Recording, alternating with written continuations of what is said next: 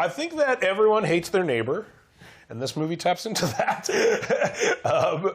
And I think that if you're a young person, you relate to Zac's story heavily as someone who wants to have fun while they can. And I think if you're an older person, you probably relate to our story as people who are growing older and can no longer do the things that they used to. And so I think there's kind of something for everybody. And in this one, there's even more for everybody because there's a whole new group of people.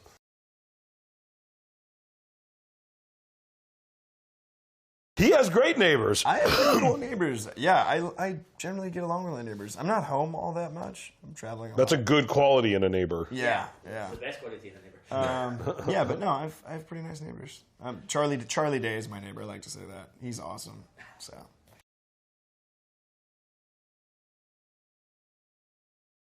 So well, everyone's growing older. That's a big element of it. Everyone's sort of at a new crossroads. A new crossroads. Mac and Kelly have a new. We have a new baby on the way. Teddy is in his quarter life kind of crisis, figuring out his. He's been out of college for a while and lost, and his life is not going anywhere. And then we have a new group of girls that are starting college and who are kind of trying to discover who they are and what their passion is as people. Yeah. And so everybody, and all those things converge in a hilarious comedy.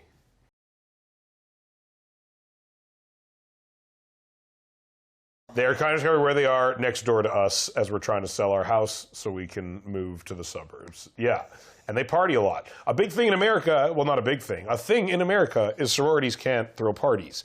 And so they are trying to start a sorority that has equal rights as fraternities do. I guess we should explain the difference between sororities. It's kind of like it's a group of girls. It's like a fraternity for girls, but they can't do the things that fraternities are allowed to do. It's like a sexist fraternity for girls. Yes. Yeah. Kind of. Exactly. But the girls in it aren't sexist. The system that they have to be a part of in order to be a sorority is sexist. And outdated.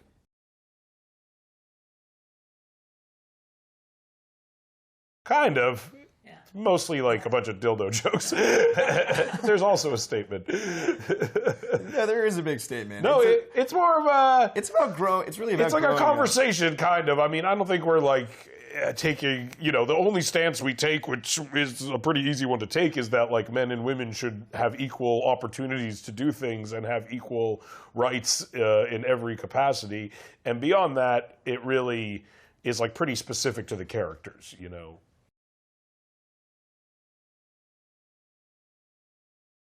I don't know if it's I think that's something, honestly, a pitfall a lot of comedy sequels fall into, is thinking that more is better. Like, more isn't always more. Like, less is in fact sometimes more. Less is in fact more. This movie does not do less, but I think that... When I saw the other night, I think what we did is we found out what worked in the first movie. That was a surprise to us as well. Stuff that we didn't necessarily know was going to be so awesome about the first Neighbors, and then sort of expanded on those characters and those relationships and made them even cooler. But that's the thing that people liked a lot about the first one, and I think we were surprised by, was like the relationships and the characters and kind of the emotional journey they were going on. So, it actually wasn't our instinct to just like add more gross stuff. It was more like, how do we really put a lot of thought into the emotional journey of these characters and bring that to the next level and make that kind of a bigger, better thing, That's what we thought. That was the main challenge. That was very challenging. Yeah.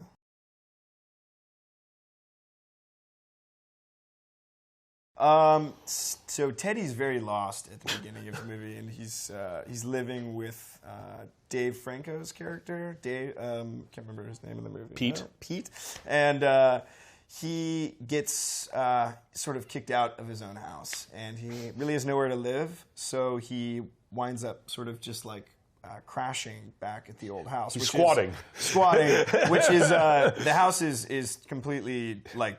It's in ramshackle. It's been destroyed. In disrepair, and there's nobody's living there. So there's literally it's just a I'm trying to think of the right word.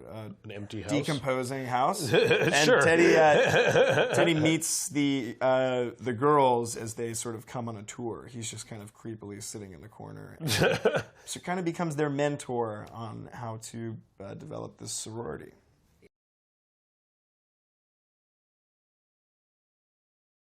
Yeah, Teddy knows the Greek system very well. He ran Delta Psi for 4 years, so he has all the tools necessary to help these girls build a successful sorority.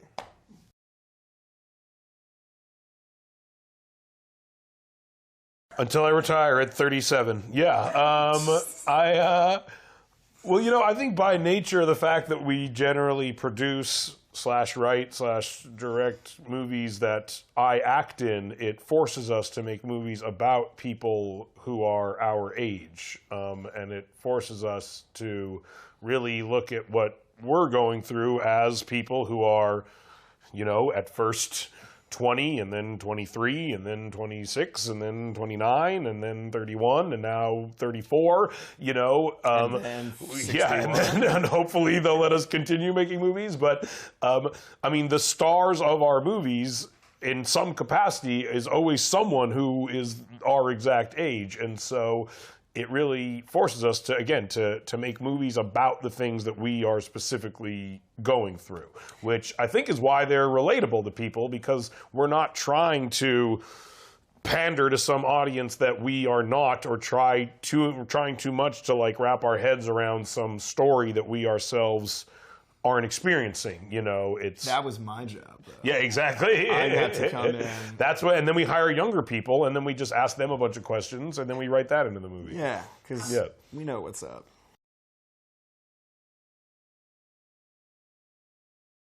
No, I mean, but I think that, I mean, that was the first thing I remember in 500 Days of Summer. She's very funny. Like, she is funny in things, you know, and so to me, I always thought it was funny that she's like, oh, I haven't really done much comedy before, because like I think in Kick-Ass she like completely is funny, and she's really funny, and so it didn't seem like it was a big challenge for her, and in our head she had already done comedy. It was shocking to hear her say that she hadn't in her head.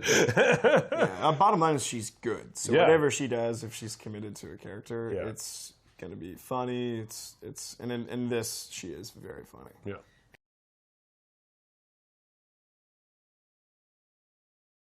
It's Bad Neighbors versus Superman, I think we're doing next. Yeah. It's exciting, yeah.